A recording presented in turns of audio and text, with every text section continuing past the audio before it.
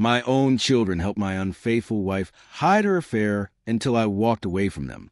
Daniel Carter was in the midst of the biggest transformation of his life. He had avoided marriage until he was firmly established in his career. But when he met Rebecca, his first and only wife, everything changed. They were born just 2 months apart and had celebrated their 48th birthdays earlier in the year. When they married, there was nothing to protect, so they had no prenuptial agreement. They had lived in their Austin, Texas, home for 22 years, moving in a year after their wedding and welcoming their first child just 2 months later. Their second child arrived 2 years after that, and now both had gone off to college to start their own lives. Recently, Daniel had convinced Rebecca that they should move into a gated community for couples aged 50 and older. She was hesitant, but after months' persuasion, she finally agreed. Once they committed to selling their house, they signed a contract and put down a few thousand in earnest money to hold the new home. Most of their belongings were packed into boxes in preparation for the move, but Daniel had other plans. He had just gotten off the phone with the realtor, withdrawing their offer on the new home. Losing a couple grand was a small price to pay for his escape. Their time in the house was over, and they had to move, but neither of them would be settling into the new place. The closing had taken place 3 days ago, and they had a little over a week to hand over keys. Rebecca believed he had left on a business trip the previous morning. In reality, he hadn't been employed since resigning a week ago. He had purchased a one-way ticket to Miami, where a rental car was waiting to take him to the coast. From there, he would board a ship. If everything went according to plan, he would be on his private island retreat within days. Daniel had no intention of divorcing Becca, but he was taking everything: the proceeds from the house sale, his 401k payout, and most of their savings. With a new identity, he planned to spend the rest of his life sailing the Caribbean. Setting up offshore accounts with encrypted banking had been expensive, but now every penny was safely stored in cryptocurrency accounts under his new name. With over 10,000 cryptocurrencies in existence, he could only hope the one he chose wouldn't crash overnight. He planned to convert the digital currency into something more stable as soon as possible, because imaginary things had a way of disappearing at the worst moments, kind of like Rebecca's wedding vows. At around 3 p.m., Daniel called Rebecca. She answered on the fourth ring, sounding slightly distracted. "Hey, babe, how's your trip?" "Same stuff, different city. Long meetings, boring presentations." "Sounds awful." "Yeah. What about you? What are you up to?" "Just boxing up some more stuff." That was the first lie. Rebecca wasn't home. She was 35 minutes away at Ethan Parker's house. Her current lover, whether he was her first affair or just the latest, didn't matter. One was too many. Some men in a position might have lost control, confronted their cheating wife, screamed, demanded explanations. But Daniel wasn't interested in revenge through anger. His revenge would be far more brutal. He was going to leave her with absolutely nothing. Ethan's wife, on the other hand, would leave him with even less. "Are you marking the boxes so we know which ones belong to who?" Rebecca asked. "Of course, dear. Mine are labeled Daniel. Yours say Rebecca. It'll be easy to put them in the right closets when we move." Another lie. Rebecca had no idea that her belongings were currently being packed into a consignment store's moving truck, while his were safely stored away thanks to his brother, Lucas.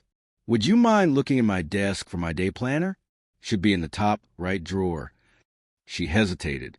I don't see it." "Are you sure it's there?" Lie number 2.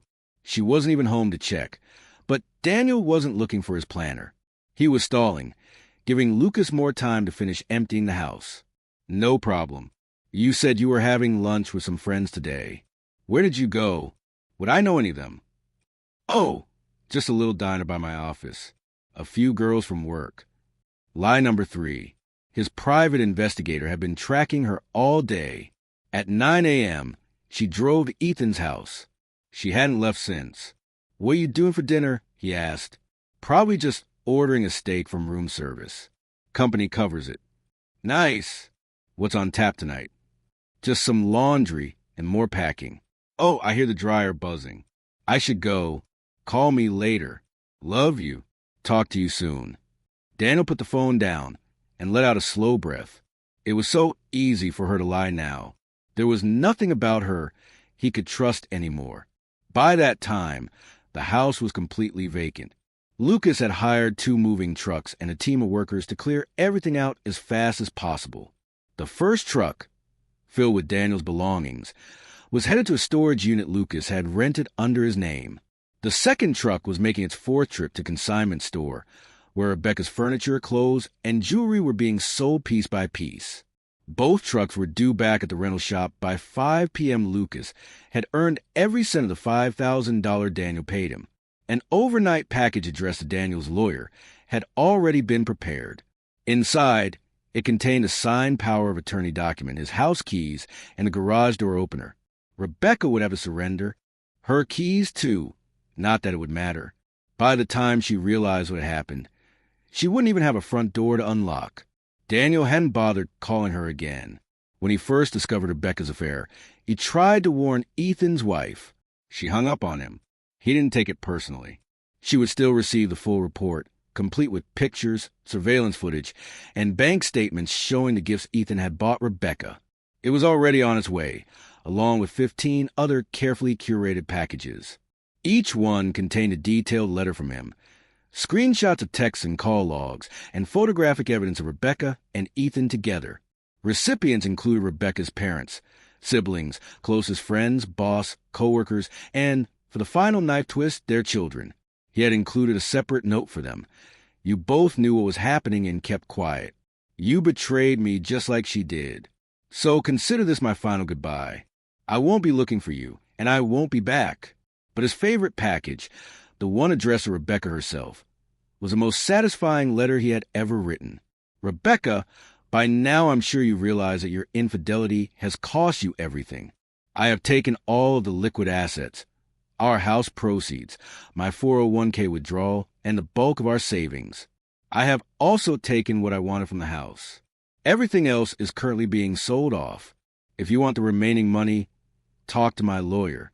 He will handle the paperwork for the estate's sale personally. Rebecca fell off when she woke up the next morning. Ethan was still asleep beside her, his arm draped lazily over her waist, oblivious. Something about yesterday's conversation with Daniel lingered in her mind. Maybe it was the way he asked about lunch, or how quickly he let her go.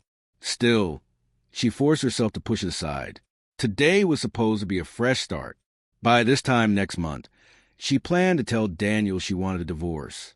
She and Ethan had already talked about it. He would leave his wife too. They could finally be together openly. But first, she had to go home and pretend everything was normal. She kissed Ethan, threw on her clothes, and drove back to the house, humming along to the radio. As she pulled into the driveway, something fell off. The curtains were open. That was strange. She never left them like that. Then she stepped inside, and her breath caught in her throat. The house was completely empty. Her hands shook as she ran from room to room. No furniture. No clothes. No pictures. Not even a single coffee mug. She stumbled into the bedroom, throwing open the closet doors. Empty.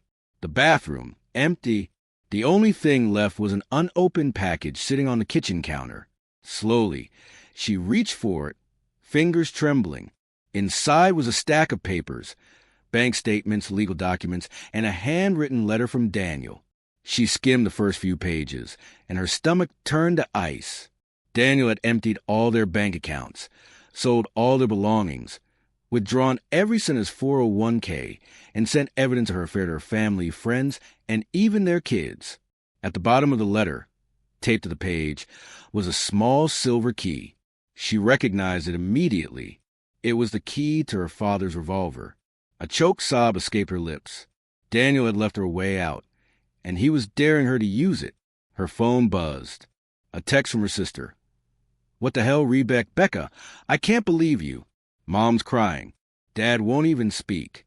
You disgust me." Then another from her best friend. "You've lost your mind.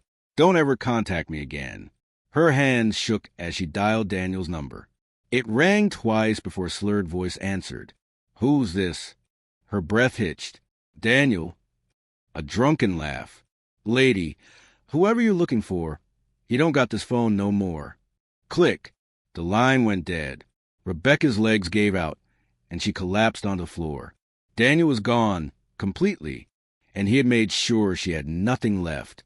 Desperate, she drove to the bank, hoping there was something left in their accounts. After an hour of pleading with a stone-faced teller, she got her answer. Daniel had cleaned out everything. Her credit card still worked, for now, but without income they wouldn't last long. She called every divorce lawyer she could find, hoping to fight back. Every single one turned her away. You don't have enough for my retainer. I don't take cases like this on contingency. I suggest you get a public defender, ma'am. By the end of the day, she sat alone in a motel room, staring at the revolver key. A bottle of cheap whiskey sat beside her. For the first time in her life, she thought about using the gun. Not because she felt guilty, but because she had nowhere else to go. Her phone rang. Ethan. Hey, baby, listen up. My wife found out. She's taken me for everything. I need a place to stay. Rebecca stared at the ceiling. Then she smiled. Sure, Ethan. Come over. When he arrived, she let him in, locking the door behind him. She tossed her purse onto the bed. Take your clothes off. Ethan smirked. Now that's more like it. He stripped down, standing completely naked in the middle of the room. Rebecca reached into her purse, fingers wrapping around cold metal. Daniel's parting gift. Ethan's grin faltered. What are you? Point. Aim. Pull the trigger. The gun roared in her hands. A perfect shot, right between his eyes. Ethan's body hit the floor with a sickening thud. For a moment, the room was silent. Then Rebecca started laughing. The police didn't believe her story. They arrested her for murder. Her public defender was useless. She wasn't holding out much hope for a fair trial. At least she didn't have to worry about rent anymore. But prison was worse than she imagined. She was beaten, humiliated, and used by both inmates and guards. One night, she snapped. She stabbed another inmate in the stomach with a sharpened toothbrush. That got her moved to solitary confinement. It didn't matter. She was already dead inside. Meanwhile, I was living the dream. My lawyer called after 9 months, saying I could return if I wanted. But why the hell would I? I had everything I needed here. The money, the women, the freedom. Occasionally, I sent my kids a card. Inside, I taped a single quarter. Next time you're faced with a tough decision, flip a coin. It's all I'm leaving you. And Rebecca? She was still in a state mental institution. If she ever recovered, she'd be dragged back to prison for life. Her story was over. Mine, it was just beginning. I sipped my drink, watching the sunset over the Caribbean. A young woman slipped into my lap, laughing, whispering something in my ear. I grinned. Daniel Carter was dead.